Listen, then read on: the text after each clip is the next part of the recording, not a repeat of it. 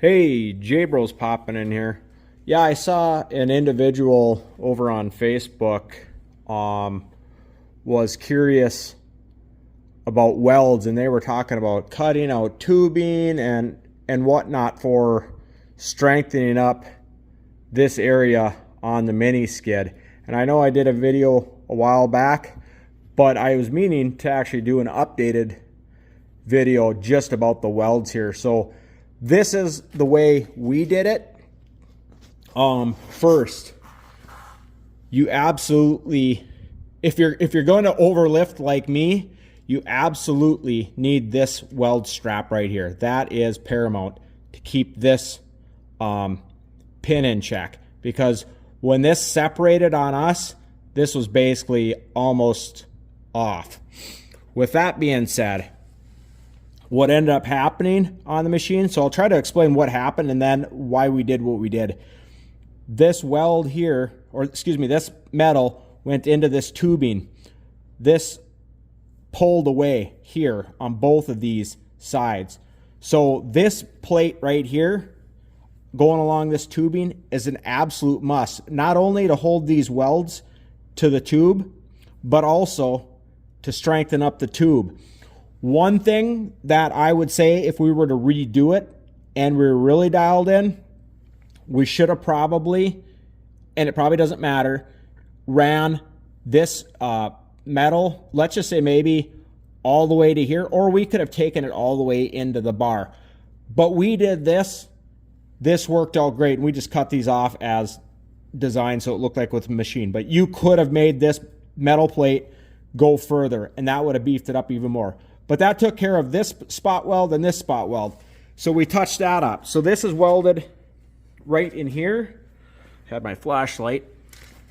So this plate is welded here, there, obviously in there. And I'm glad this is rusting a little bit, because for one, I need to touch up paint it.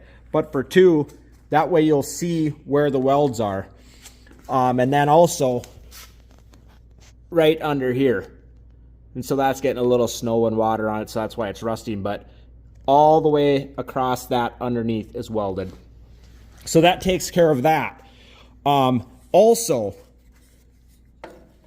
this spot right here, these two straps we welded on there. I shouldn't say we, my dad welded those on there, because right here, right in that corner, these were tore as well. So we welded those straps here and there. So that's what we ended up doing on ours. So I don't know where your stuff is tore or anything like that, but I'll just reiterate.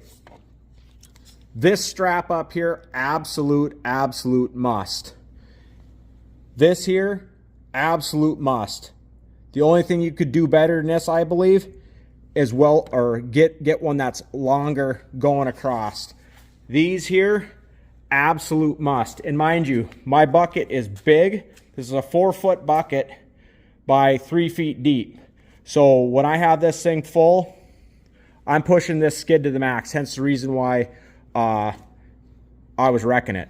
But with that being said, this is how I did it. I have pushed this to the limits. I probably put, I don't know, 50, 60, 70 hours on the machine since this welding stuff. There's absolutely no spot on here that looks like, you know, any sort of hindrance anywhere on the welds or the support or the beam.